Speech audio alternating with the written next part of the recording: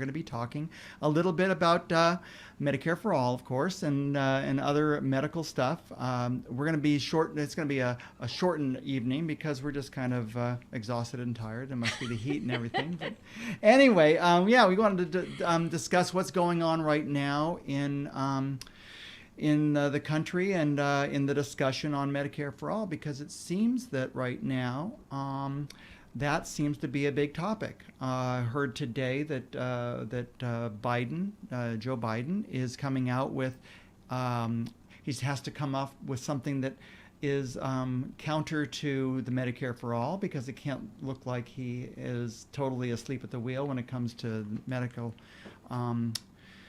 policy. And so what he's doing is he's talking about more subsidies for Obamacare and putting a public option in there. But the quote I heard was, he said, well, throwing 300 million people into a public health system, all at once, that's just going to be a non-starter. I just don't see how that's going to happen. Is that how I think Bernie and others are thinking about going about setting up a Medicare for All? Is just to say, to tell all the Blue Crosses and Blue Shields, you're fired, and then all these new people just jump on the Medicare ship? Isn't there some sort of phased in concept? It takes a few years. Yeah. Not a lot though. 2 No. or 3, and I think a lot of people in the single payer world would like it to be an overnight sensation. Yeah. Well, Why not? And it might be. I mean, because the thing is that I was reading an article that Vic Bernstorff has put in for this next Connections, and it's going to be in the probably in a couple of weeks. It's going to be coming out, but what he's talking about was some YouTube speech by Mitch McConnell, where he was talking to folks about the idea of about railing against a Medicare for All proposal, and he says that Vic says, well, if when you're preparing a speech and you're thinking about who you're presenting to, what Vic came up as his conclusion was that McConnell must have been talking to people who were at least 40 years old, that they don't travel internationally, that they don't fact check or question their representatives, that they don't read a variety of news, that they're easily scared and inflamed, that they hate government, that they fear the word socialism, hate all taxes, and love Fox News. So that's the audience that Mr. McConnell was talking to, because what his talking points were that Medicare for All will turn America into a socialist country, that there will be more government control over our health care, that it'll end Medicare as we know it, that there won't be any other choice or other options, that America's middle class will pay for it all, that the proposal will cut Americans' access to care, that it would degrade the quality of care Medicare recipients already receive, that bureaucrats will make all the healthcare decisions, and that 170 million Americans are currently happy with their employer-provided insurance coverage. Oh, it's gone up from 65 million? Suddenly it's 170? I guess that's right, yeah. Well, minus 1. Yeah, I know you're not happy with yours. I am not happy with mine, no. And I've never, well, the thing is also I'm impacted because it creates a ton of work for me every year because of just open enrollment. But yeah, I mean, the people who are against Medicare for All have they set up these false images of what a Medicare for All system would do and what it would be, and I just don't think that. I mean, even folks who I think are for a public option or who are not really thrilled with their medical insurance, just don't think that it could possibly be feasible to have a single payer system. Yet every other country in this world has a single payer system. So how, I mean, in terms of it being as a provider, as a medical provider, how would it make your life easier if you only had if you only had to deal with Medicare? Well, I mean, I'm I'm an employee. Yeah, of right, of right, the- right. of the Yeah, but group that I- but say your the clinic you work in. Right. Well, when somebody calls and they say, I'd like an appointment, the first thing the person on the receiving end of that phone call asks is, well, what kind of insurance do you have? Okay. And, you know, that is a huge question. Mhm. And that takes a lot of time to work out sometimes. You know, a person might have a plan that, you know, for example, my practice, and I don't make these decisions. No, Just so no, you you're know. just describing what exists. You know, My practice Right. doesn't accept Medi-Cal, which is Medicaid, Okay. for GYN. Okay. It takes Medi-Cal payments for OB. So Okay. you know, we have patients who go through their whole pregnancy. They establish care with our practice. They have their baby. They come back for their postpartum visit. They Mhm. need contraception and, you know, other well woman care. And I got to tell them, well, you got to go find somewhere else to go. There's Planned Parenthood. There's the free clinic down the street. Wow. But, you know, we can't help you because we don't take your Are insurance. there a lot of clinics or a lot of practices that do that? I mean, is it, Yeah, I don't know. Don't I know, think yeah. so. Yeah. I think there are, because it's somewhat, you know, it pays the bills to deliver babies, Mhm. but Pap smears not so much. okay. Yeah. Yeah, yeah. So, yeah. So that is a problem, and that's what a Medicare for all system would do. Is in terms if you have insurance, it's supposed to cover the costs of things that maybe aren't as affordable, because what we're doing is we're spreading those costs amongst all of us. That sooner or later we're going to have to take part in. I'm not going to have a baby, but there's other things there's prostate cancer that women aren't going to have to deal with either. So the thing is that sooner or later there's going to be these costs that people are going to have to bear.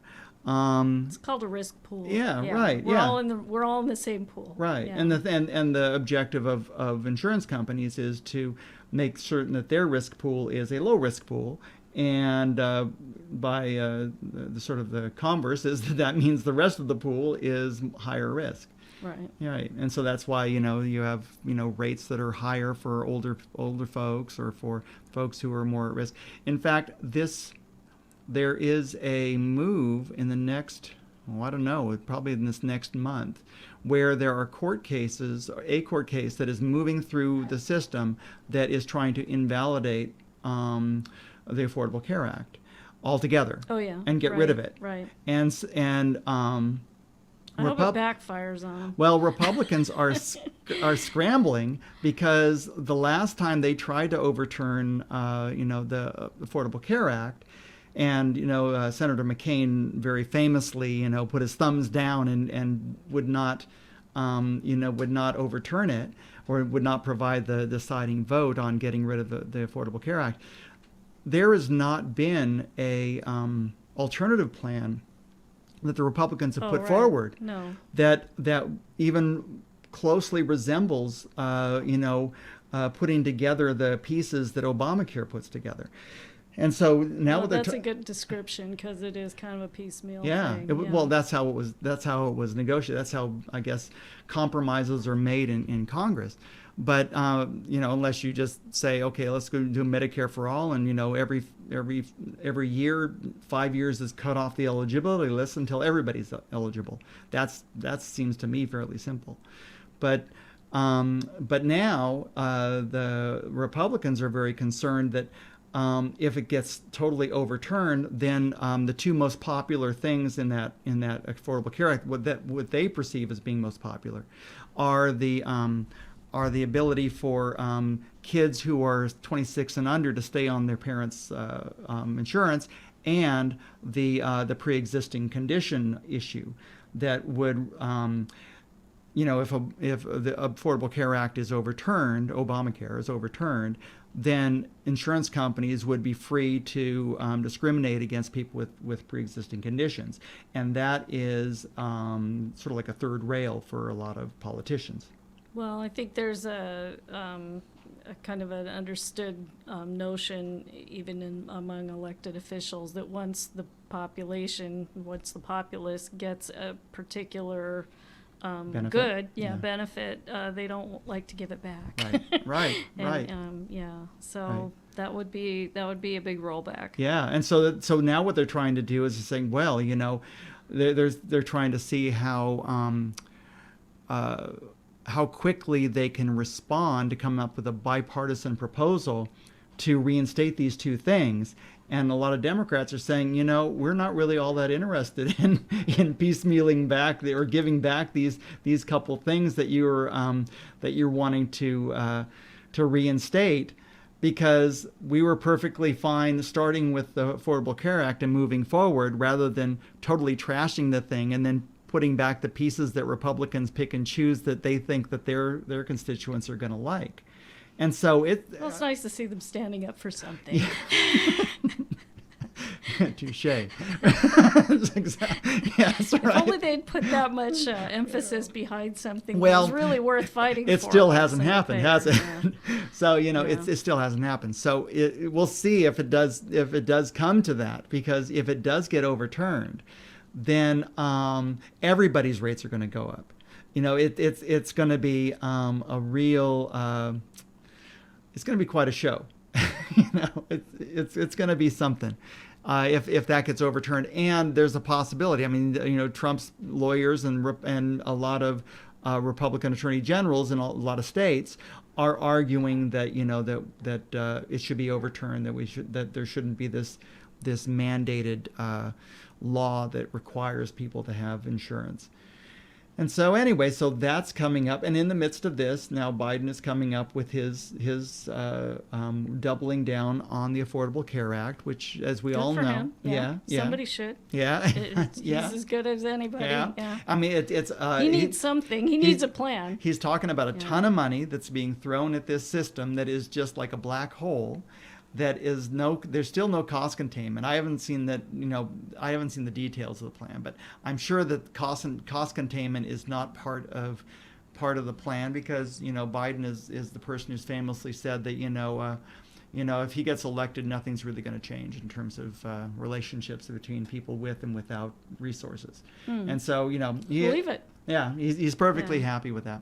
So part of what Vic has in his article here is that he's talking about, just sort of poking a hole at the myth that Americans like their employer-provided health insurance. Now, I don't know if you have people coming to your practice and screaming and saying, "Oh my God, it's I can't stand my copay, or I can't stand my deductible, or they probably don't complain about the premium." That's what I hear on my side, but. In the past year, older Americans took an estimated $22 billion out of their savings to pay for health care. 7.5 million of them said they can't afford to pay for a drug that their doctor has prescribed. In fact, many Americans were forced by personal economics to head to clinics and pharmacies in Texas or in Canada or Tijuana to save money on dental work, medications, and elective surgeries. And his example is that his wife went to the Philippines for extensive orthodontic work, $11,000 estimate in the United States, but only cost $2,000 in the Philippines with the round trip flight included. Yeah. So that's pretty, and I've heard of that. I've heard of knee replacements in India. Sure. It's called medical tourism. Yeah. It's a real thing. Yeah. It's a huge thing. Yeah. Yeah, and then another article that may or may not make it, but it's talks about the cost of drugs in this country, and how it's out of control. Out of control, and it's the prices of drugs are just really based on whatever profit a company can justify. Today. Yeah. Well, yeah, whatever they feel like making. Yeah. There was this article is talking about how I think it was Pfizer, and I'm not looking at the right article here, but the Pfizer was I'm just worried about that getting cold. Yeah. Sorry. That Pfizer, the patent was running out on one of their top profit-making drugs, and they were scrambling and trying to figure. And everybody was trying to figure out, well, God, how can we extend this? How can we make this work? Sure. And that they had developed some sort of Like a coating, or Yeah. either they combined it with another drug and called it something else. yeah. Oh, here it is. Here's the article. It's it was it was Lilly, I guess it was, and they were waging a court battle. They had Prozac, and they were in 2000. Lilly was waging a court battle aimed at protecting their antidepressant medicine Prozac from generic competition. Prozac sales earned as much as $2.6 billion a year, which is a quarter of Lilly's entire revenue. So that's 25% comes from this one drug. When the company lost the case, its stock price dropped more than 30% in anticipation of Prozac's patent expiring in 2001. And the impact was immediate. This person who was in management, there was a huge amount of external pressure to get earnings back up and the stock price along with them. Inside the company, you had staff saying, we just lost $2 billion a year. Am I going to get laid off? And so then the company had a big win. In clinical trials, it's Xigris.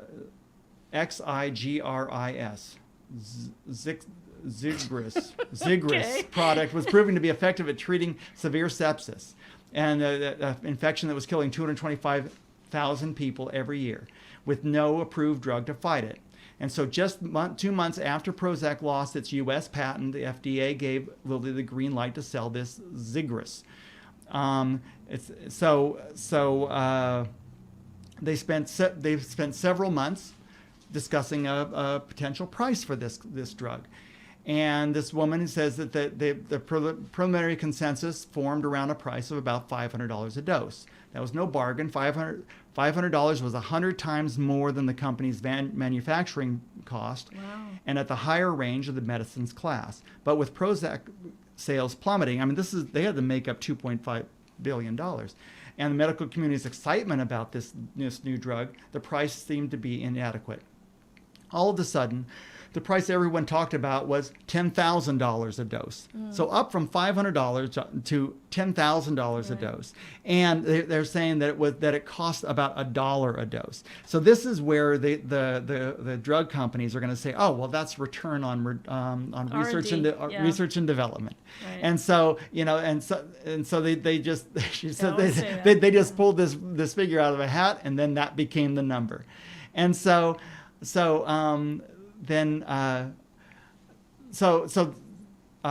see, the observation about the random process pricing is consistent with investigations into this price setting world. In 2015, U.S. Senate Finance Committee conducted an 18-month investigation on how Gilead Sciences arrived at then record prices of $84,000 and higher for its hepatitis C medicines. The Senate investigation found the company considered the remarkable effectiveness of the medicine, whose rights it had purchased, looked closely at what the market would bear, and set the highest price it thought it could get away with. Gilead's executives bolstered themselves for criticism once the drug was released. One company vice president offered a pep talk. Let's hold our position, whatever competitors do or whatever the headlines. Let's not fold to advocacy pressure in 2014. They remained steadfast. And that strategy, combined with the take it or leave it nature of monopoly protection, paid off. In the 21 months after hepatitis medicines were introduced, the company collected $20.6 billion in revenue. That's $1 billion in revenue, fueling a breathtaking corporation-wide profit margin of nearly 50%. And so it's like, and we're sitting here at a time when Medicare is by law not allowed to negotiate price with drug companies. Right. And yet drug companies are allowed to set whatever price they want for these drugs and don't have to come up with any justification that what the price is. It's just a matter of people shaming them into lowering their prices. And doesn't work too It much. doesn't work too No, you much. can't shame them. No, They don't have any They have shame. no shame. Yeah, No, because no. because they're Well, answerable. and it's it's money. So what's shame next to money? Yeah. Well, because There's they're that, yeah. right, because they're answerable to shareholders who really want to make certain that when they buy that stock that it's going to be returning dividends and it's going to be going up in value. And so there was going back to the Pfizer $10,000, worried about the intimidating nature of a $10,000 per month cost. Pfizer settled on the same approach that caused microwave ovens and flat screen TVs to so often carry price tags ending with $99.99. They decided that a new breast cancer drug could be sold at $9,850. So they just come up with these numbers because they figure, well, let's see, how is that going to... Let's keep it under 5 figures. Yeah. And then I don't know if you ever watch the nightly news. Probably not. You don't get home early enough. But on nightly news, there's always these drug advertisements, commercials. And at the end of a lot of them, they say, if you can't afford your medication, we can work with you. Right. So it's like, they set these exorbitant high prices, and then when they cut the price in half, it looks like they're giving you some sort of great deal. But if you cut the price in half from 10,000 to 5,000, they're still making 1,000%, 1,000% markup. Those deals, they're I don't know a whole lot about them. I think they have a small number that they allow. It's kind of like a scholarship. Mm-hmm. But what you do have to do is basically present your tax return in order to qualify. Yeah. You really have to put all your financial So it's business out on the table. It's sort of like getting food stamps, or it's like getting any other sort of needs-based thing. It's very invasive. Right, And they hand out these little cards at the doctor's office and say, oh, tell your patients they can get this for, $15 a month instead of the $130 or whatever. Just got to sell your car. And I'm like, come on. Nobody wants to, put out their tax return for... Right. Yeah. For this. Right. Yeah. And really we shouldn't be. And so, arguing back towards the argument for a Medicare for all, I mean, there are countries where all you have to do is show your ID and then you get served. Yeah.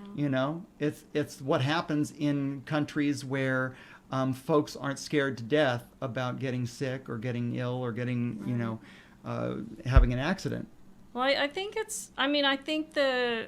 there's going to be a schism in the Democratic Party over it. I really do believe that. Yeah. And it seems to be already. It could split the Republican Party too. Yeah. Hard to say, but there are people who will give up ideology for health care. Yeah. Or will compromise on it. Yeah. I mean, when it comes to, looking at the kinds of losses that they might take or they're looking at taking because they have somebody in their family with a chronic condition, right, and the payments that they have to make every month that are just a tremendous burden. Right. Yeah, it seems that everybody knows somebody who's been bitten by the existing healthcare system, and the people who may not worry too much about it are the folks who are who are well off enough to be able to afford the gold Cadillac version or platinum version or whatever they, in terms of zero deductible, zero copays, whatever, or people who are in Congress who are heavily subsidized in their in their health insurance.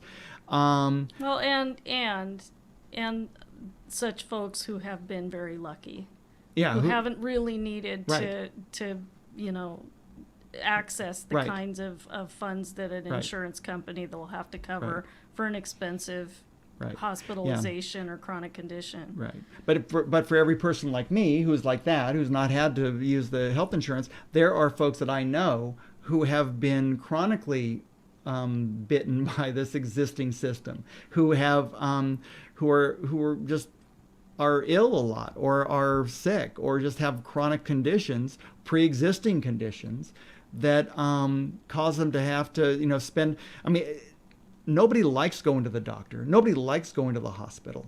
It's something you do because you need to. And I think that's sort of one of the myths as well. It's like, well, gee, if we set up a Medicare for all system, people might go to the doctor. Well, yeah. But who wants to go to the doctor? I mean, there might be especially some waiting in the waiting room. That's the fun part. Well, there might be some hypochondriac folks who just enjoy going to the doctor.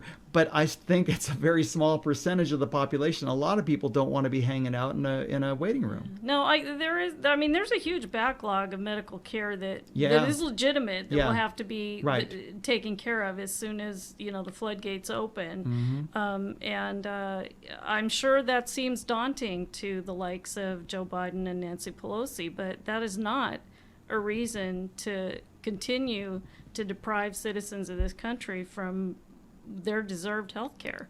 Yeah, right. And I honestly, I think it's high time that, in my opinion, it's long overdue that this kind of a day of reckoning is coming, not just for the Republican Party, but definitely for the Democratic Party. Yeah. Because its leadership has been extremely remiss in the fact that they have deprived people who have been loyal, people who have been faithful, people who have been snookered on a regular basis. Yeah. I mean, how many times did we think maybe, we had a candidate who was going to do something for us and got the bait and switch? Right.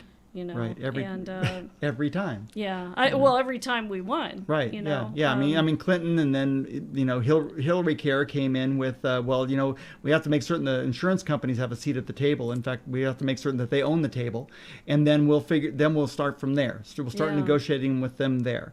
And then, Obamacare which was starting and saying, well, right off the bat, saying, well, we're not going to, public option is off the table because there's just no way that we can possibly deal with that. And so they started in the middle at saying, okay, we're going to have the insurance companies, and then they allowed for a full year the Republicans to put off any sort of compromise, and saying, well, yeah, we have this gang of 8, we have this gang of 10, we have these gangs of senators who are of senators. who are negotiating this great deal. And it turns out that it was just all a ploy to put it off so that they could gin up their base, and they were able to get Obamacare passed in 2010, but it ended up sticking us with gerrymandered Republican districts for the next decade because they were able to publicize it and demagogue it, and to make it sound like it was some sort of great socialist plan, when all it was Mitt Romney's Romney Care Light, that they were able to get a couple things across, pre-existing conditions and some other things, and increasing some taxes, so there was some subsidies to be able to get people to afford health insurance. But those subsidies came those all went to health insurance companies. So it's just a shift of funds from one pocket to another, from one, a medical device company over to the insurance companies. And I'm sure it was all penciled out so that, nobody was going to lose any profit.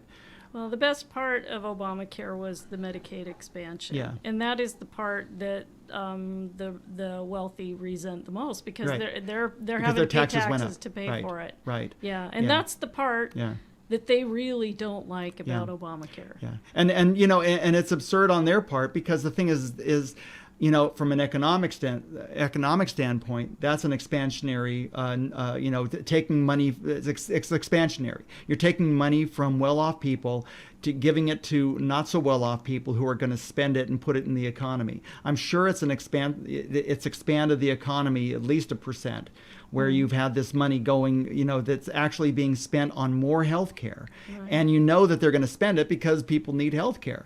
Yeah. And so to the extent that you have, a Medicare for all, you can say that that's going to be expansionary, because there's going to have to be more people hired to provide health care. There's going to be more demand. And those people aren't going to be scurrying those dollars and setting them aside. They're going to be spending it and putting it in our economy in every community. Yeah, it's like a military base without the bombs. Right. You know, Can't have that. No, you can't have that. No, so really, can you imagine? That would never happen in this country. But no, it's there's just all sorts of positive reasons, and I think that's why we're seeing more and more. It's being raised up, but you do not see. Just take a look at the coverage that's happening in the media right now, and see how they're describing the Medicare for all. How if they're even describing how it could work, rather than figuring out how it won't work. Right. No, it's a huge brick wall. Yeah. Well, it's the media. I mean, and the single payer activists are up against, and that includes Bernie, that includes Elizabeth Warren. Right. Kamala Harris caved to the pressure already. Sure. And she knows better. Sure. I mean, her mother was a pathologist. I Really? mean, she knows better. Yeah. Well, they all know. I mean, the thing is politicians all know better. But the thing is they're just trying to make certain that they win, and. I'm not. I mean, I don't know. I guess it doesn't really matter what's in their heads. It matters what they say and what they do. But I'm really not sure. I mean, I think they have a vested interest in really not knowing. Yeah. When people have a vested interest in not knowing, then they don't. They don't bother to find it out. Yeah. It's a little bit when your odd. paycheck depends on. There was something about a Sinclair Lewis or Upton Sinclair saying is that if your salary depends on your not knowing something, you're going to make certain you don't know it. Exactly. Yeah. And so that's a paraphrase, but yeah. So there's definitely the cards are really stacked against this common sense logical thing, and yet it persists. Yet even though it's been every year it's been this anytime it even comes close to being discussed, there's varying voices that come out that shoot it down, make it not feasible. Joe Biden's maybe the current person, and there'll probably be another couple of Democrats that are out there.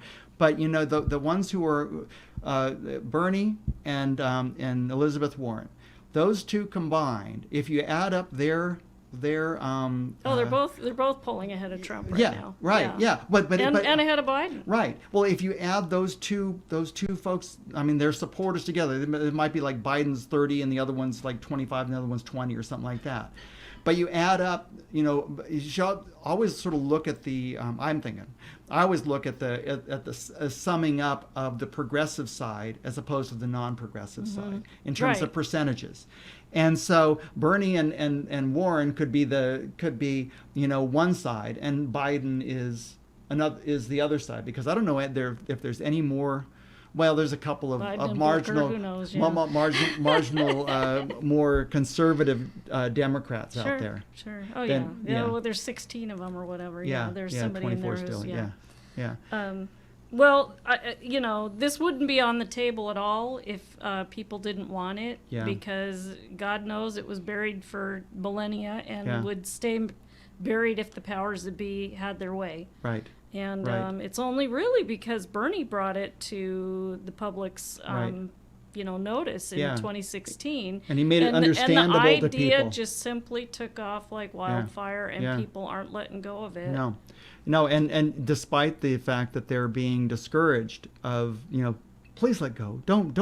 Yeah, you don't want that. You don't want that. You really don't want that. No, you want your. God, no. It's so unrealistic. Yeah, you must love your health insurance company. It would cause so much trouble. You have no idea. Yep. You don't even know. You just don't know. Don't please. Yeah. Because you love what you know, which is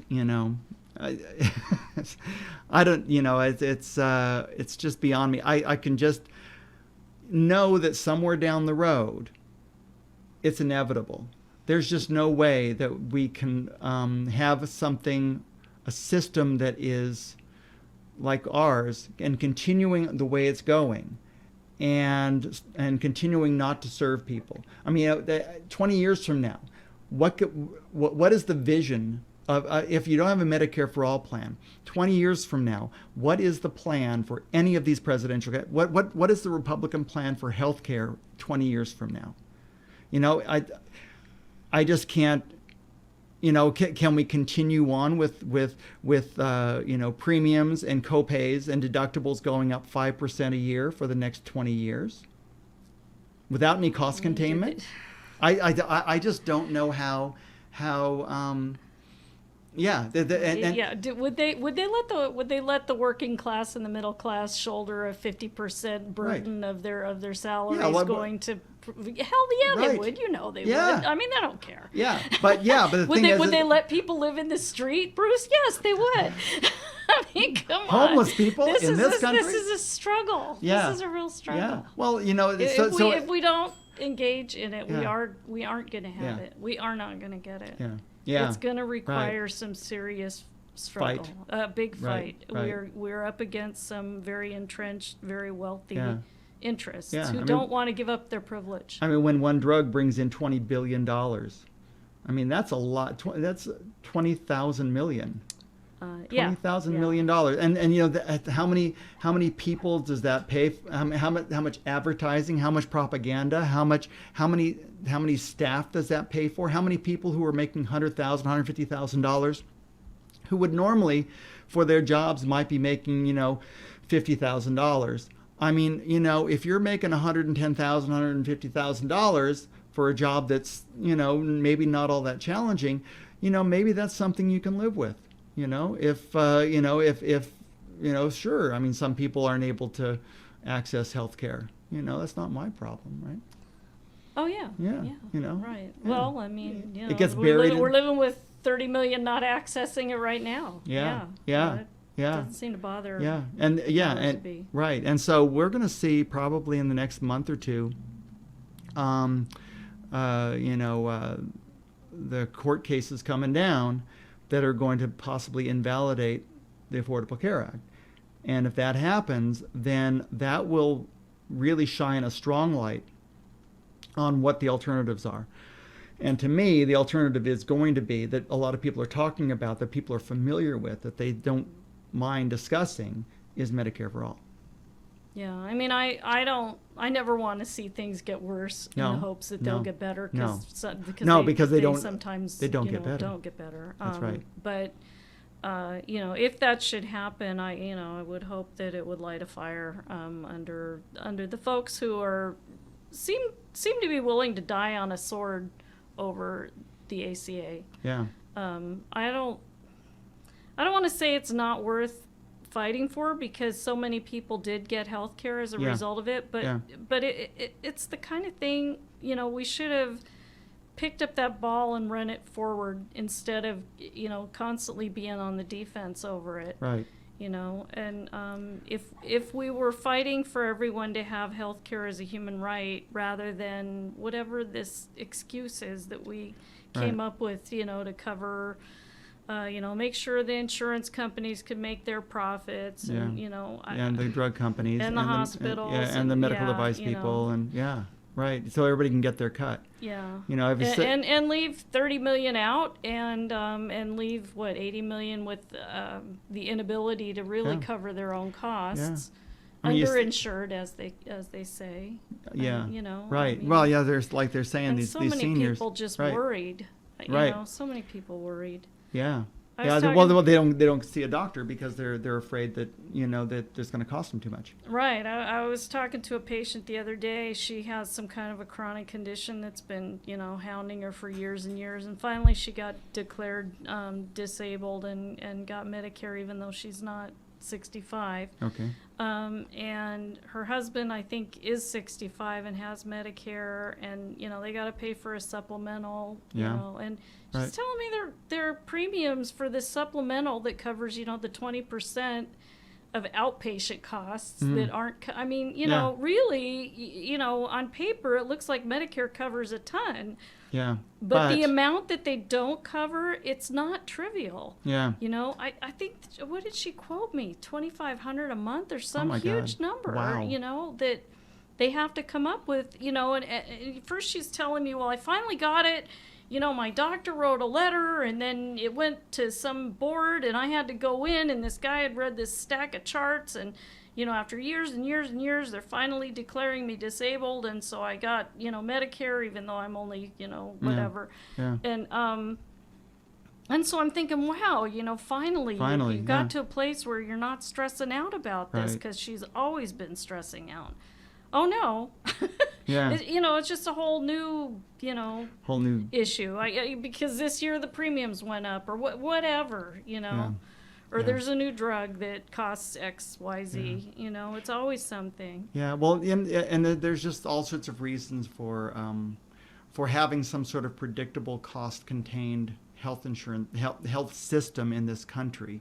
I mean, it starts with individuals not having to worry about whether they're going to break their leg or going to even be able to go and have a basic checkup, and not have to pay an arm and a leg. But there's also whether or not companies are going to be able to stay in this be competitive.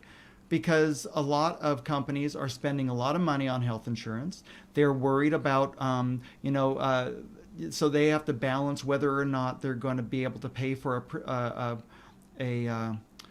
a plan that is fairly what they call rich or has big benefits, or if they're going to have a bare bones system. Because what will happen is, for one thing, is if you have a bare bones system, people are going to be driven away and go someplace that might have a better system. But also, if you don't have good health care, your people are going to get sick and they're not going to be coming back right away. And they may not be as healthy as people who are taking care of themselves. And so you're going to end up having a not as healthy population who are working for you.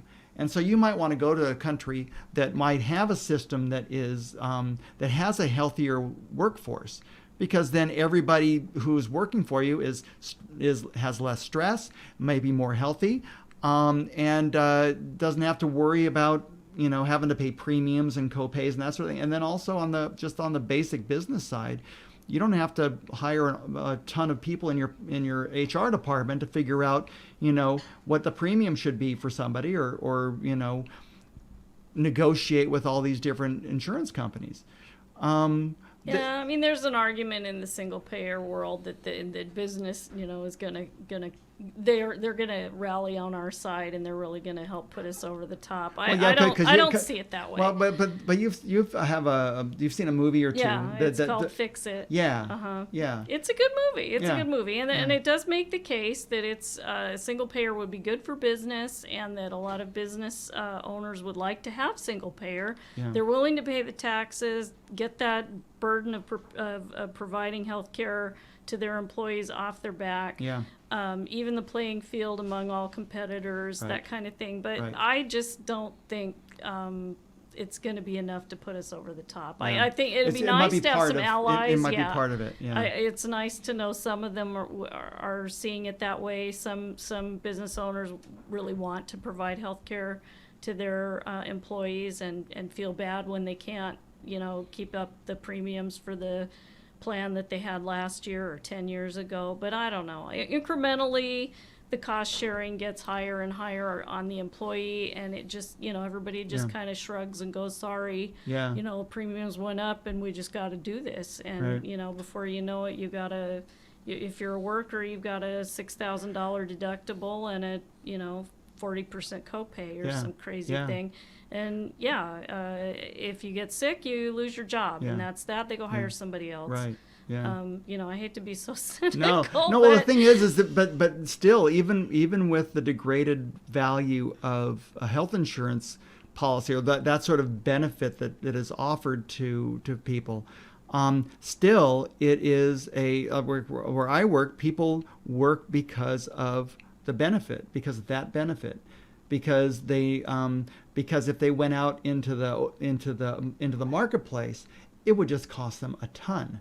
I mean, it would just cost them a whole lot more, because we as an employer are fairly, we're as generous as we can be. It's like we pay 75% of the employee and family's premium, and then they have to pay 25%.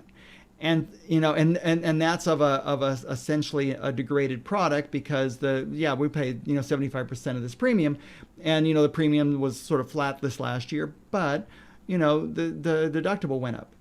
So the thing is that they'll get their money. And the copays went up. The and copay the drugs goes on up. the formulary Right. got shrank. And, Right, yeah, exactly, on yeah, and on and on. or There they were or fewer yet providers. yeah, to you had to go to a accept your different insurance provider, and, that yeah. sort of thing. And so the whole idea that because if you have employer-based health insurance, you have all these choices. It's like, And everybody loves their. yeah, and everybody loves it. I mean, the thing is that no, I mean, if you've ever worked at a place where you've had insurance, you know that you don't have choices. you know that the choices are made for you I don't know every who these year. people are that they keep citing. 60 million people say they love their health insurance. They're provided by their employer. Well, I think what we talked about last time, it's like people who love the life raft that they're gripping onto. I mean, even while the sharks are circling, it's like, I love this life raft. That must be it, yeah. because there's no other explanation for it. Yeah, because the thing is that they just don't want to lose that life raft, and that's what has to happen, is that people have to say, if we're going to go Medicare for all, we're going to have to figure out how to afford it. It's just something we have to do. It's sort of like a Manhattan Project or something. It was just kind of a bad. That's not something we had to do.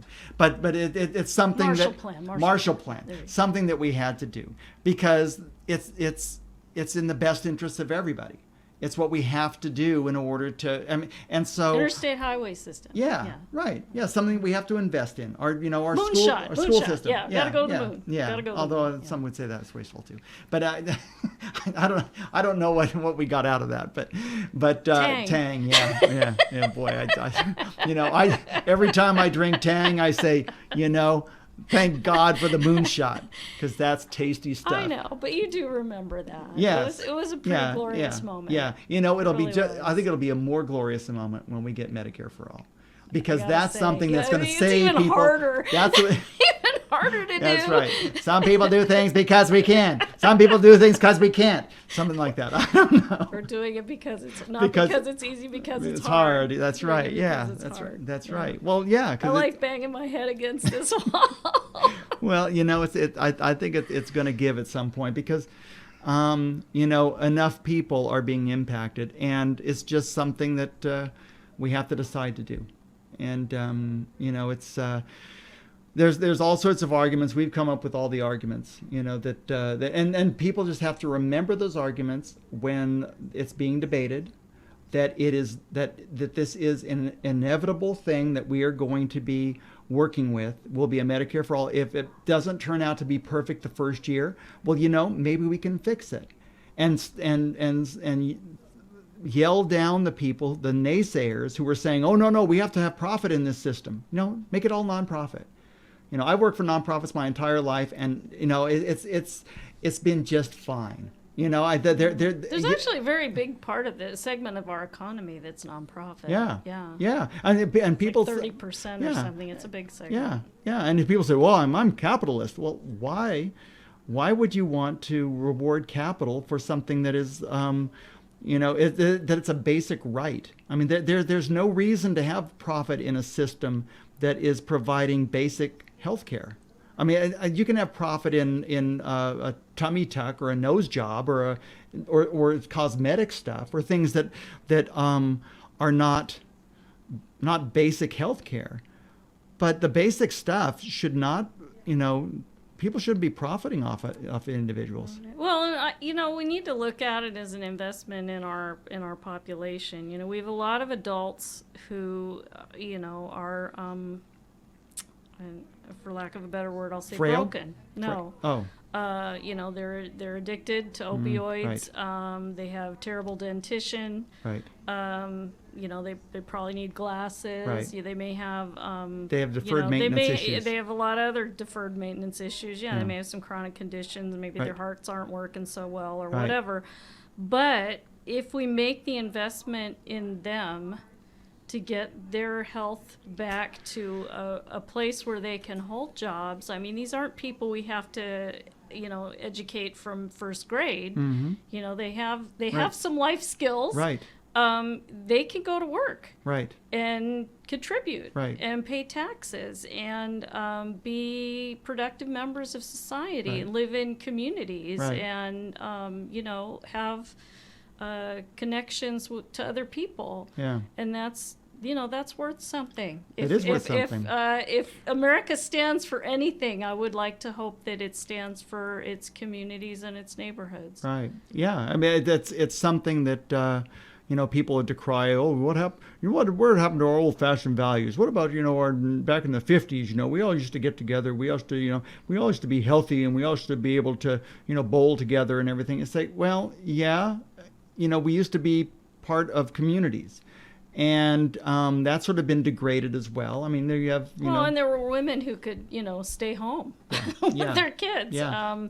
A guy working in a factory could support a family. Yeah. Right. So, his wife was there making lunches and there when the kids came home for lunch and came home from school, and she was volunteering at the PTA and then Yeah. the local, food pantry or rummage sale or Yeah. the church or Yeah. whatever. I mean, there was a lot of subsidy of free labor Right. in the form of Volunteerism. of women Right. who worked for no wages Right. because their husbands were able to make that kind of a wage. But those kinds of jobs are long gone. Yeah. Yeah, they've been sucked overseas, or they've been automated out of existence, and the remaining jobs that people have the wages have remained stagnant since the 1970s. It'd be nice. A minimum wage going up to $15 an hour would not be a bad. I mean, there are some states where it's $7.25 an hour. I mean, how can people do anything for $7.25 an hour without a health benefit? I mean, I'm sure they get Medicaid or Medi-Cal, but still, the whole income inequality plays into that whole situation where, people were able to get by on one income. And so, if incomes had kept up, well, maybe, each of the people, the adults in the family, each of them could work half time, right. and spend the rest of their time with their kids, or spending time pursuing creating, keeping the community together. Yeah.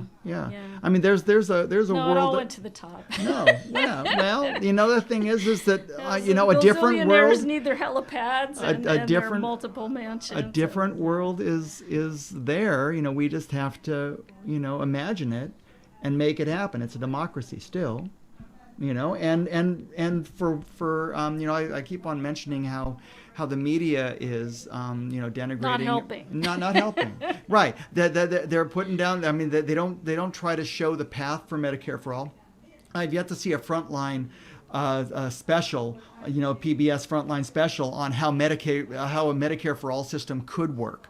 There's just hasn't been anything where people say, well, what if this were a possibility? How could we work through that? How could we go step by step to get there in 5 years? Actually, well, I mean, to defend Frontline for a minute, I think that is actually a show that did at one time do some episodes about that, like in 2005 or something. Yeah. Okay. They compared a few different countries and their healthcare systems. I think Taiwan, France and the U.S., something like that. Maybe Britain was in there too. But it was a long time ago. Yeah, it's not a bad time to revisit it. It would be a good time to revisit it. Because what one thing is that people don't rely on network news as much as they used to. They rely, for better for worse, social media. Yeah. And so social media is rife with stuff that is not believable and is not true. And people have to understand what is a valid argument and what is not a valid argument, especially when you have a president who calls everything that is something he doesn't agree with, he calls it fake. Yeah. Even if it's, totally 100% true, which is a lot of the stuff that he says is fake, it's true, but it's the reason why he calls it fake is because it's critical of him. And so if he calls, a Medicare for All story fake news, maybe that's an endorsement. I don't know. Maybe. But people have to be able to dig and understand. And I mean, I've had people do. I said, well, Bernie's plan isn't just to have Medicare for All, day one once he gets elected. I mean, there's a process. Of course but what you do is if you want to shoot for Medicare for All, what you do is you start with that as your goal. You don't start with no with public the premise option. that we can't do yeah, it. we can't do it. Right. And then because you Can't then possibly. you then So you just end up with forget it. you end up with the Affordable Care Act. And so the thing is, you have to start because with a what premise. you have to have is profit. You have to have a goal. Exactly. I see. mean, if the premise is that the health insurers have to exist and they have to make a profit, and the pharmaceutical companies have to make a profit, and the hospital companies have to make a profit, you're going to have a hard time, You're gonna have a very hard time funding a single payer program. Right. Yeah. Right. It has to be a nonprofit system, and so what has to be laid out is just like Kennedy said. The moon's up there. We're going for it. He said that in 1961, and then 1969 we got there. 8 years later. Yeah, 8 years later. But the thing is people worked on it. Oh yeah. And so what we need to do is say in 2021, when it's the first to say by the end of this decade we will have Medicare for All, and so then it's not going to be. I mean, that's more than enough time to figure out how to do it. And it will still be within our lifetimes, and it's just saying this is the goal. If we can go to the moon, how can we not set up a healthcare system that everybody else uses in this world? And you say, we do these things because they're hard, right? And so that and it's going to be fighting against a lot. I mean, what they were fighting against was like physics and the fact that they didn't have computers for crying out loud. Nothing compared to the entrenched moneyed interests we're going up against. Yeah, and so it's going to be a ongoing struggle. So we look forward to that because I'm sure that I just don't see that Biden's message of muddling through. Yeah, that's so inspiring. Yeah, it's so inspiring. Yeah, let's muddle along for another 8 years. Let's say after the next candidate's 8 years, we have a Medicare for All system that we can all be proud of and not have to worry about, and something to leave our children. Because right now there's so many insecure pieces of the economy that our young people are facing, and this is a big one. Education, debt, and climate change, and this, and ongoing war. The whole thing. And so piece by piece, we have to put something together. And so this is something that would be nice. Yeah, wouldn't that be nice? It would be nice. Yeah. So anyway, well, very good. So I think we've solved this problem one more time. It's always a pleasure talking with you, Cathy. Thank you. And I know that Max would be here if he could be, but he's having his own healthcare issues. Yeah. So anyway, okay. So Betty, are you going to turn us off here? Thank you very much. This is Bruce Giudici, Peace and Justice Connections. Cathy Mathis, a single payer, and have a nice summer day. Bye bye.